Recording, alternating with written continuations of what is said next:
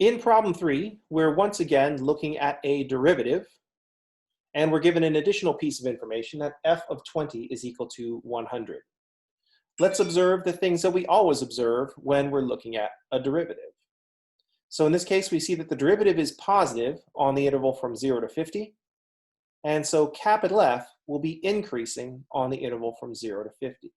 So f prime is positive on the interval from 0 to 50. So f is increasing on the interval from 0 to 50. We see that f prime is negative on the interval from 50 to 60.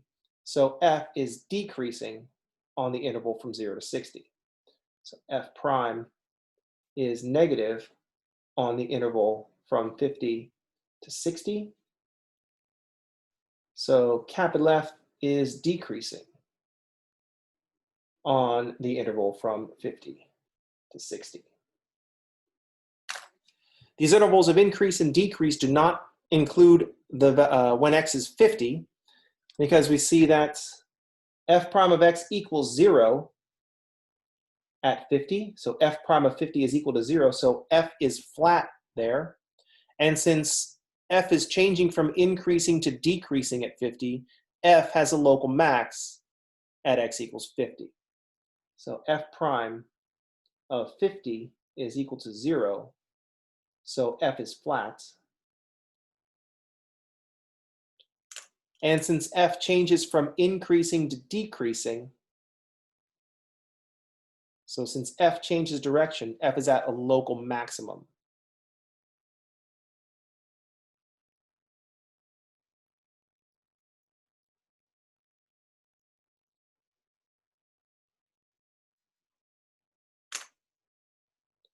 So these are the things that we observe. We can also note that it looks like f prime is increasing on the interval from 0 to 20, and then decreasing on the interval from 20 to 60. So we could say that capital F is concave up on the interval from 0 to 20, and concave down on the interval from 20 to 60. That's not going to be relevant to this particular problem, but it is something we should notice anyway. So maybe we'll make a note of that afterwards. So we know that where the function is increasing and decreasing, we can see where we're going to have a local maximum. We also know that when the function is the derivative is positive, the function is increasing, and the area tells us how much the function increased. So we could use this to make a table of values for x and capital F at x. And it looks like we're going to be able to pick values out for 0, 20, 40, and 60. 0, 20, 40, and 60. We're given that capital F at 20 is equal to 100, so that's going to be our starting point. And then the area will tell us how much things are changing. So if I call this A1, I'm going to approximate the first area with a trapezoid. So I'm going to take the average of the height, the two heights, 15 and 20, and multiply by the width. Oops. So it's going to be 35 times 10, 350. So from 0 to 20, we should see an increase of 350. And that tells us what we should have at 0. So that means at 0, we should be at negative 250. Negative 250 increases by 350 to 100. From 20 to 40, I'm going to do the same thing. I'm going to call that area 2. And I'm going to approximate that with a trapezoid again. So it's a 1/2, a base 1, which is 20, plus the second base, which is now down to 10, times the width, which is 20. So we got 30 times 10, 300. So we should see an increase of 300 up to 40. And so that'll put us at 400.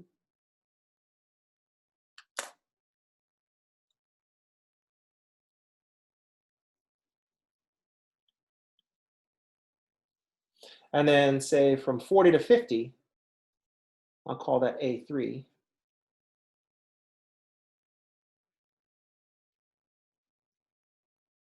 Oh, we're going to get 50 in here.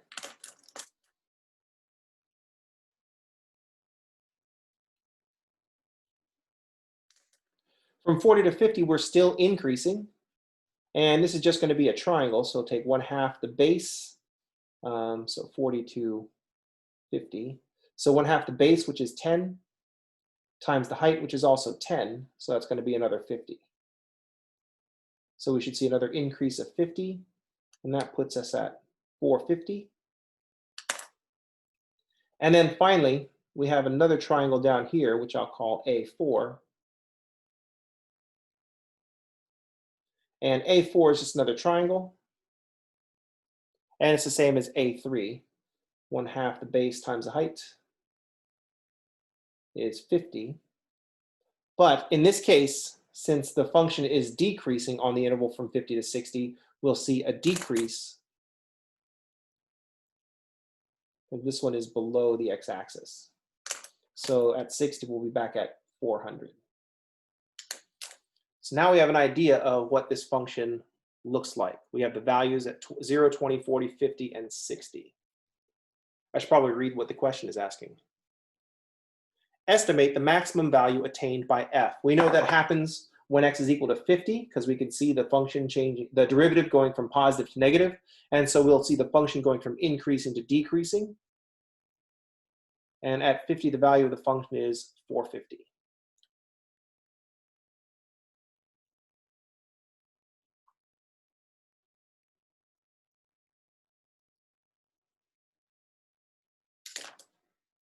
So on this interval, that local max is actually the global max on the interval from 0 to 60.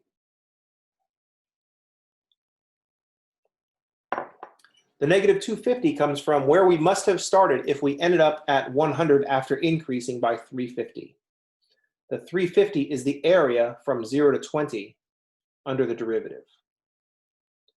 So if the area from 0 to 20 is 350, we must have started at negative 250 to increase by 350 and end up at 100, which is where we were given, the only value we were given.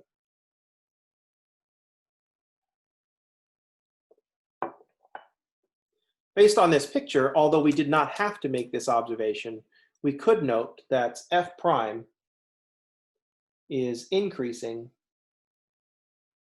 on the interval from, looks like 0 to 20. So f is concave up on the interval from 0 to 20. And we could see that f prime is decreasing on the interval from 20 to 60. So f is going to be concave down on the interval from 20 to 60. And since the function is changing concavity at x equals 20, we could say that f has an inflection point at x equals 20.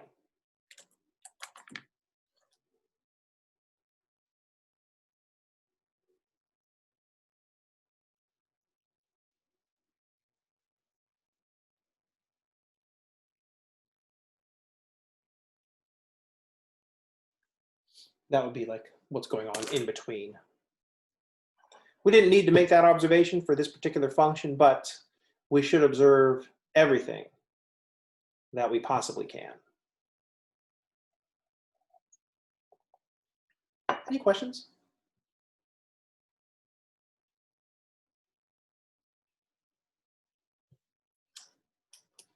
Let's pause the video here and see what else we got.